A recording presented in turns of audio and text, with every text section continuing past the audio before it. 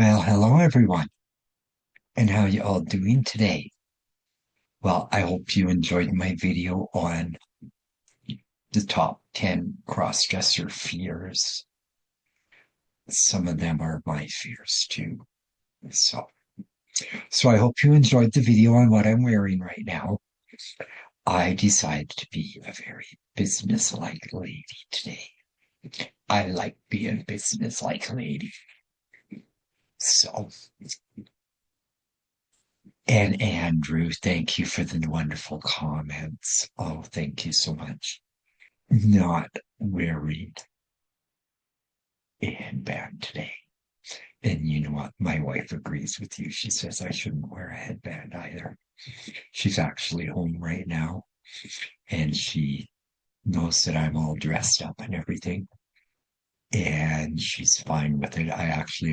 I talked to her about being able to dress up on the days that she works from home because basically she is concentrating on her work and I'm concentrating on my work. And because it's winter, I can't go out and drive and make new videos for my other channel, which, by the way, I hit 1,000 subscribers on that channel. I'm so happy. Anyways, soon I'll be at 1,000 on this one. Won't that be wonderful, eh? Anyways, Andrew, thank you again. You're such a sweetheart. Anyways, so today I decided to use a different color eyeshadow, and I'll move a little bit closer so you can see it. I used browns today, which I've never done my eyes brown. My wife actually thinks that I should do my eyes brown more often too. So she really likes my outfit. This is funny that I'm wearing a pantsuit today. And last week I asked her, I said, hey, do you think, and I showed her the pants. I said, do you think I could wear these on formal night on the cruise ship? Because, cruise ships have formal night, right?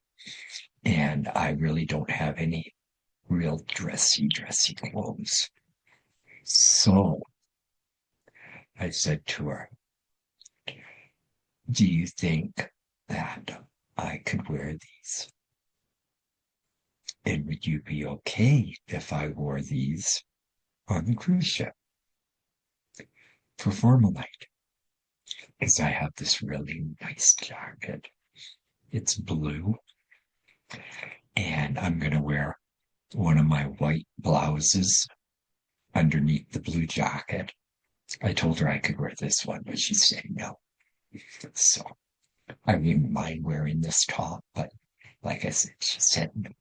I'm going to wear these pants. I'm going to take them with me on the cruise, which, by the way, I have to let everybody know who's been following my channel and following me that I am leaving on Friday for Fort Lauderdale. I am going on back-to-back cruises, back-to-back 7-day cruises.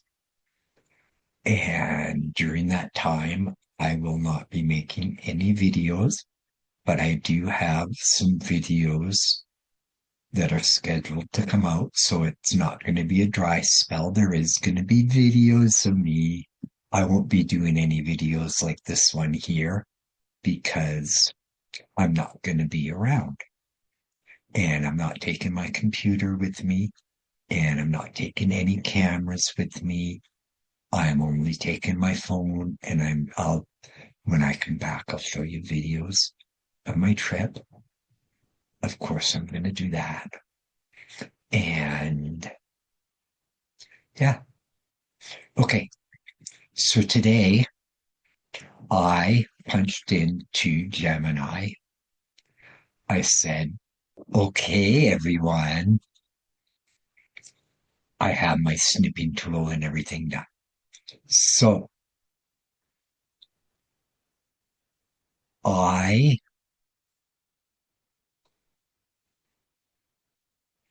asked Gemini today. I said, okay, Gemini, what should my cross-dressing be topic be about today? And here's what Gemini said. Oh, hang on. I gotta put my glasses on. My wife said, you know, you need to put a different pair of glasses on, smaller. And she said, I know that you like to wear I know that you like to wear bigger lenses so that people can see your makeup. And she's right. I do like it when you can see my makeup. It's just like when I put my hair back, I like you to see my earrings, right? But okay, so here's my new glasses. Well, they're not new, they're old, but here's my glasses for today. What do you think? Let me know in the comments if I should continue wearing these. I don't know if I can read with these, so Gemini came back with here are a few ideas for cross-dressing topics. The psychology of cross-dressing, explore the motives and emotions behind cross-dressing, delving into the psychological aspect of gender expression and identity. Well, I could do that one. The history of cross-dressing. Trace the evolution of cross-dressing throughout history, from ancient cultures to modern times. Examine how societal attitudes and perceptions have changed.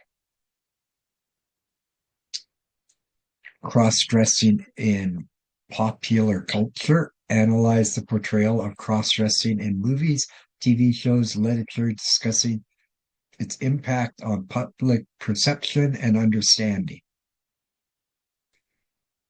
The legal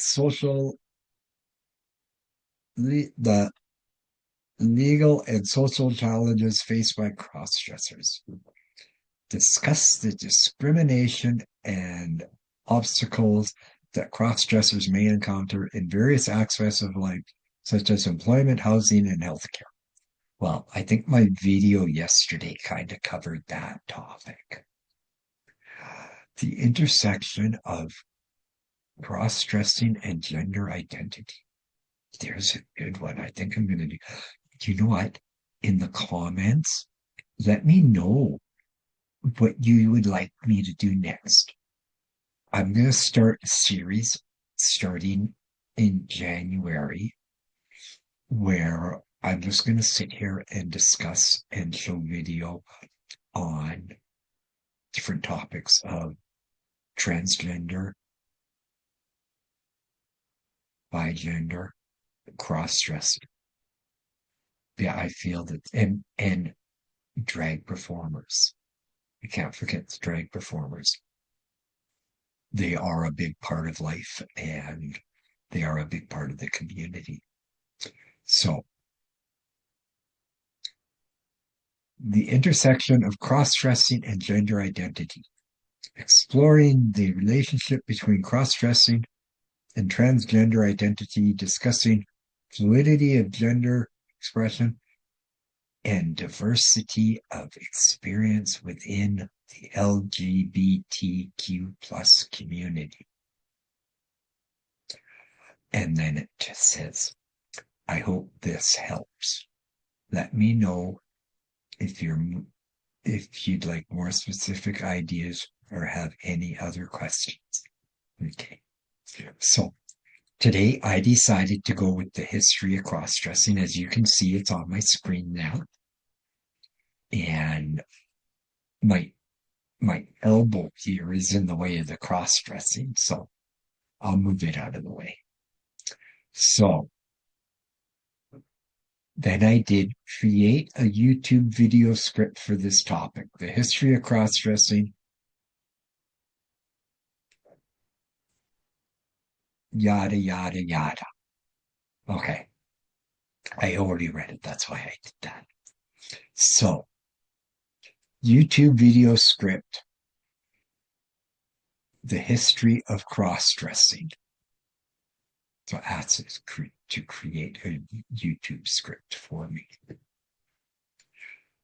Video script title.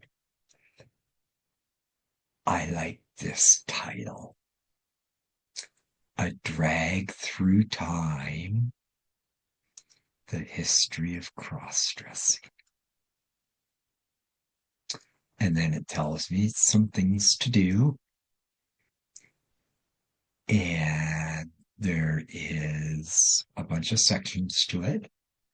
But I'm going to tell you what I did. I took this whole thing and I copied it and I pasted it into InVideo to create a video about it. So we have ancient civilizations, medieval Europe, the Victorian era, the 20th century, and modern times. So we have 5 eras of cross-dressing. So let's take a look at this video and see what they say about it. Hope you enjoy it.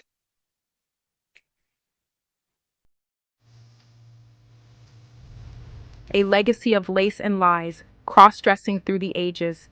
Honey, let's be real, cross-dressing isn't a trend, it's a tradition. From the ancient world to the modern runway, bending gender norms has always been in vogue.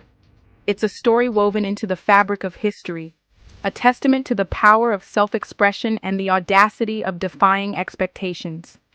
Throughout the ages, people have donned the garments of another gender, challenging societal constructs and revealing the fluidity of identity. Whether for religious rituals, theatrical performances, or simply personal pleasure, the act of cross-dressing carries with it a rich and complex history. So buckle up, Buttercup. We're about to embark on a fabulous journey through time, exploring the ever-evolving world of cross-dressing. Get ready to sashay through history's most glamorous moments of gender-bending brilliance.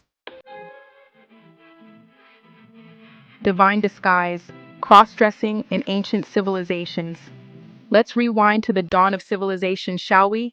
Even in ancient times, honey, people were pushing boundaries with their wardrobes. In ancient Egypt, for instance, cross-dressing wasn't just accepted, it was downright divine.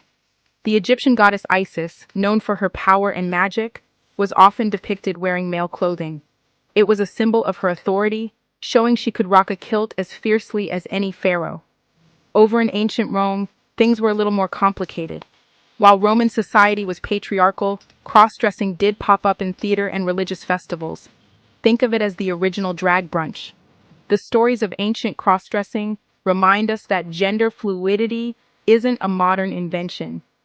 It's a timeless expression of human diversity, woven into the very fabric of our collective past. Jesters and Juliets, cross-dressing in medieval Europe. Now let's sashay our way to medieval Europe, a time of knights, castles, and surprisingly progressive views on gender expression, in some cases at least. Jesters, with their playful antics and colorful garb, often incorporated cross-dressing into their routines, turning societal norms upside down with a wink and a giggle. But the real stage for cross-dressing in this era was the theater. Since women weren't allowed on stage, young men donned dresses and wigs to portray female characters. Can you imagine Shakespeare's Juliet, played by a dude in drag? Talk about a plot twist. Medieval cross-dressing, whether for laughter or for art, proves that gender is a performance.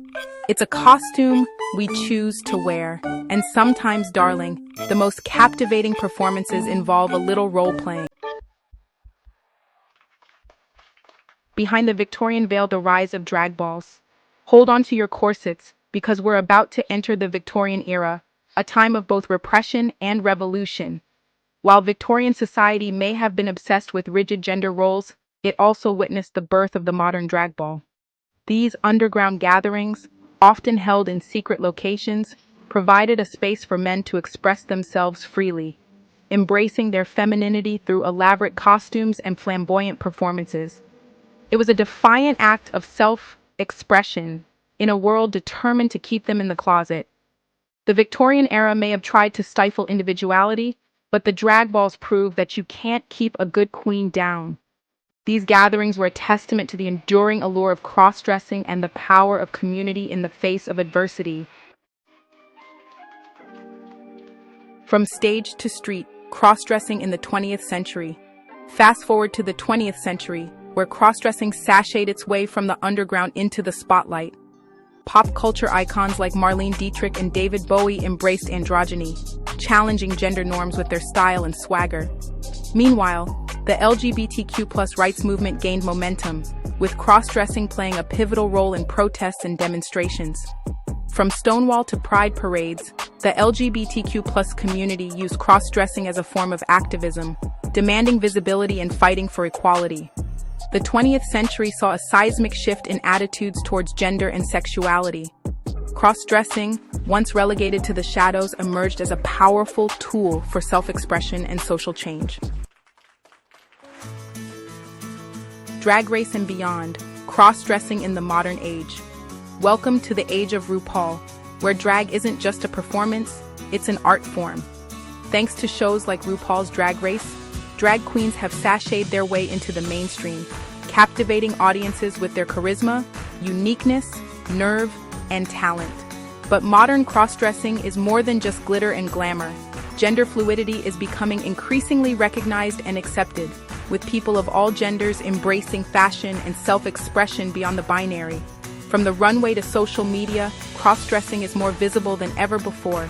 It's a celebration of individuality, a rejection of rigid labels, and a testament to the power of self-love. So there you have it, darling. A whirlwind tour through the history of cross-dressing, from ancient rituals to modern runways. It's a story of defiance, creativity, and the enduring human desire to express oneself freely. Cross-dressing reminds us that gender is a spectrum, not a binary. It's a performance, a choice, a way to challenge norms and celebrate our authentic selves. So go ahead, honey. Embrace the art of transformation. Let's continue to challenge the status quo, celebrate diversity, and create a world where everyone can shine, regardless of how they choose to express their gender. Remember, darling, the most important thing is to be yourself, because you are fierce, you are unique, and you are absolutely fabulous. Okay, welcome back. Well, I really enjoyed that video. I learned a lot from it. I didn't know that back in the medieval days that women weren't allowed on stage and that men had to dress up as women. Anyways, it's amazing what you can learn. So I hope you enjoyed that video. I thought it was pretty good. The version that I just watched, I'm going to make some tweaks to it because there's some things in there that, anyway, I hope you enjoyed it. And I had to take my glasses off now because I don't need them.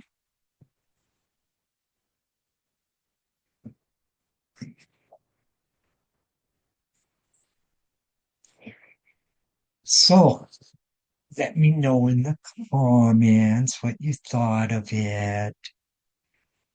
And like I said, let me know if you'd like me to do more videos like that. I enjoy doing them. I enjoy doing the research on them. And yes, I do check and make sure that facts are facts, like the David Bowie being mentioned in there. I am going to check that fact out. So if David Bowie isn't in there, the mention of him, it means that the fact isn't true.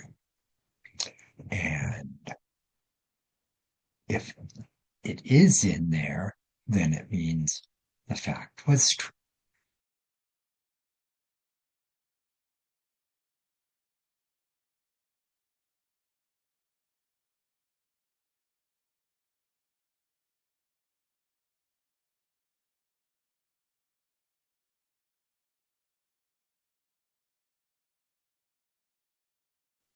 So, anyways, I hope you enjoyed it. Hit the like, hit the subscribe, send me some comments, and we'll see you in the new year. Bye. Merry Christmas, everyone, and a Happy New Year.